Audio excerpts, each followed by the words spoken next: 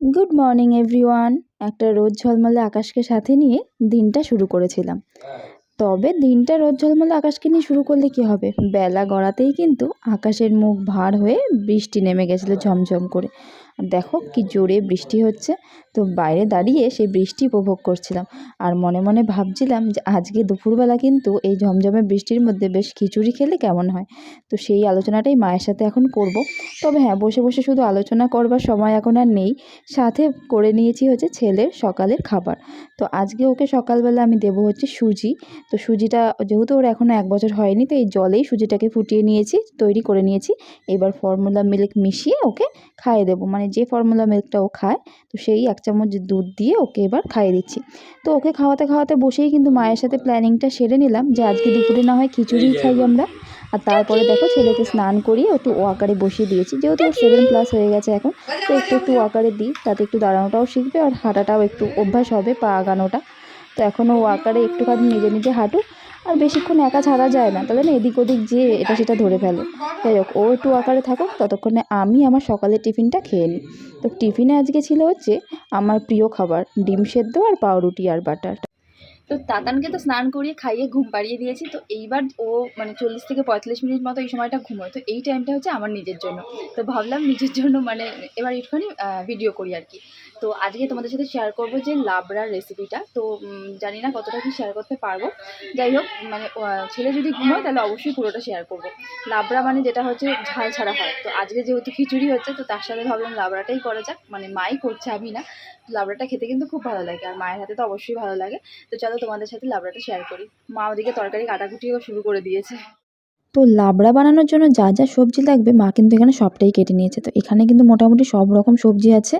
তো আলু, কুমড়ো, পটল, আরও মিষ্টি আলু আছে, আর এখানে আছে হচ্ছে ভাড়ালি মানে থোড়, আর হচ্ছে কাঁচকলা। তো এই দুটোকে আলাদা জলে ভিজিয়ে রেখেছে, কারণ কালো হয়ে যাবে। তো কড়াইতে দিয়ে দিয়েছে এখানে সাদা তেল। তো পরিমাণটা কিন্তু একটু বেশিই লাগবে, কারণ যেহেতু সবজিটা অনেকটা। আর ফোড়নের জন্য দিয়ে দিয়েছে শুকনো লঙ্কা, তেজপাতা আর রাঁধুনি। এইবার ফোড়নটা ভালো করে ভাজা ভাজা হয়ে গেলে সমস্ত সবজিগুলো তেলের মধ্যে দিয়ে ভালো করে নাড়াচাড়া করে নিতে হবে। আর তারপরে কিন্তু একটা ঢাকা দিয়ে রেখে দিতে হবে। আর হ্যাঁ, ঢাকা দেওয়ার আগে কিন্তু পরিমাণ মতো মা নুনটাও দিয়ে দিয়েছে। আর দেখো আরেকদিকে কিন্তু আমার ছেলের খিচুড়ি হচ্ছে, তো সেটাও দেখিয়ে দিলাম। তো এখানে নুন দিয়ে ভালো করে নাড়াচাড়া করে মা ঢাকা দিয়ে দিয়েছে।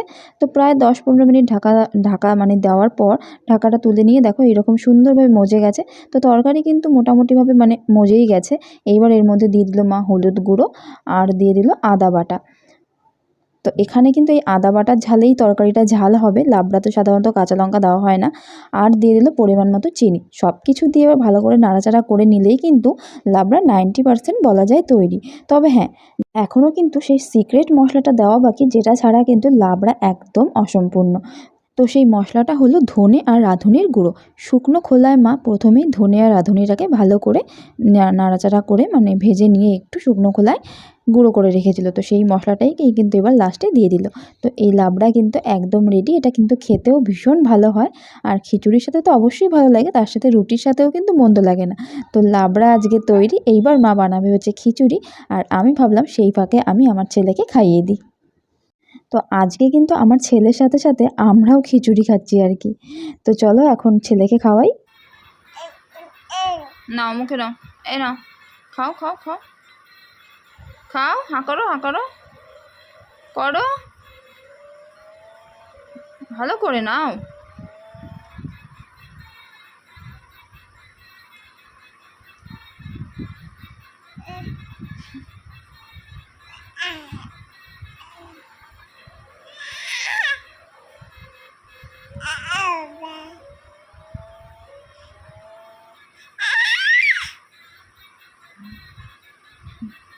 এনো, নাও নাও নাও নাও নাও নাও নাও, হাঁ করো হাঁ করো শোনা বাবা, হাঁ করো, হাঁ করো হাঁ করো হাঁ করো।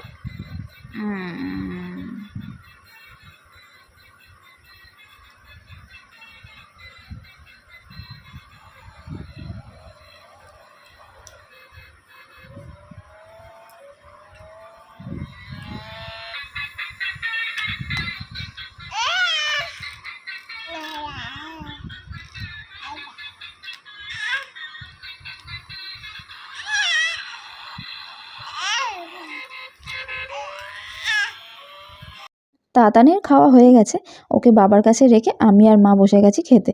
তো আজকের লাঞ্চের মেনুতে কী আছে সেটা তো জানোই, যাই হোক আরেকবার বলে দিই, খিচুড়ি, লাবড়া আর পাঁপড় ভাজা। তো চলো এখন খেয়ে নিই। তো এখন এসছি হচ্ছে পিসি বাড়িতে, আজকে এখানে মোমো পার্টি আছে সন্ধেবেলা, তো এই জন্য এসছি। আর এসেই ছেলে এখন ঘুমোবে, তো ওকে মা ঘুম পাড়াচ্ছে। আর হচ্ছে আজকে হচ্ছে বানাবো হচ্ছে ওর জন্য, মানে তানের জন্য ড্রাই ফ্রুটস মাখানা সেরেলাক, তো সেটাই তোমাদের সাথে শেয়ার করবো। তবে এখন একটুখানি বসে বসে নিয়ে আগে গল্প গল্প করে নিই, তারপর বাড়ি যাই, মানে এখানে খাওয়া দাওয়ার সাথে বাড়িতে যাই, তারপরে ওটা বানাবো, অবশ্যই তোমাদের সাথে শেয়ার করবো। তো চলো ব্লগটা দেখতে থাকো। তো দেখো যেটা খেতে এসেছিলাম সেটা কিন্তু প্লেটে সাজিয়ে নিয়ে বসে গেছি।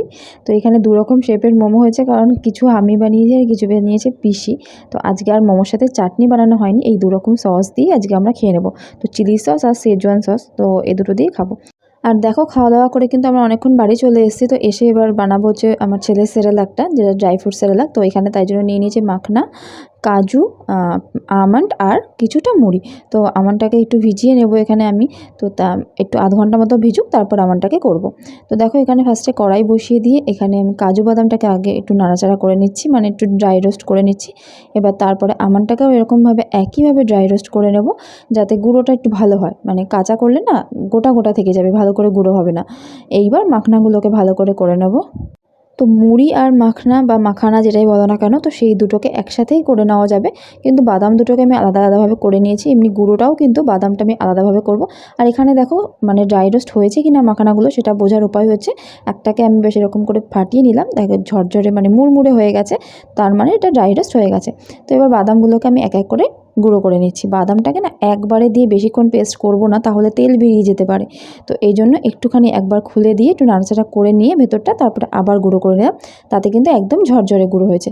এইবার মুড়ি আর মাখানাটাকে গুঁড়ো করে নেবো। তো এটা গুঁড়ো করাটা একদমই ইজি, এটা কোনো ব্যাপার না, একবার জাস্ট ব্লাইন্ডারে ঘুরিয়ে নিলেই কিন্তু হয়ে যাবে।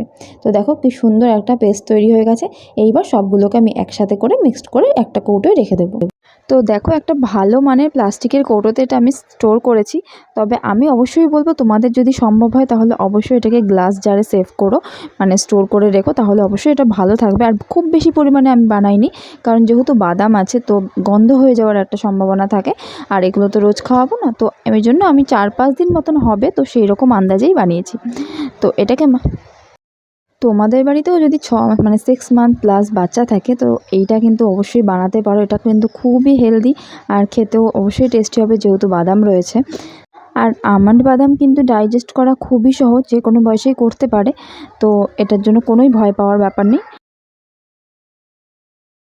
তো চলো তাহলে আজকের ব্লগটা এখানেই শেষ করে দিচ্ছি, আবার তোমাদের সাথে দেখা হবে নেক্সট ব্লগে। সবাই খুব খুব ভালো থেকো আর সুস্থ থেকো। টাটা।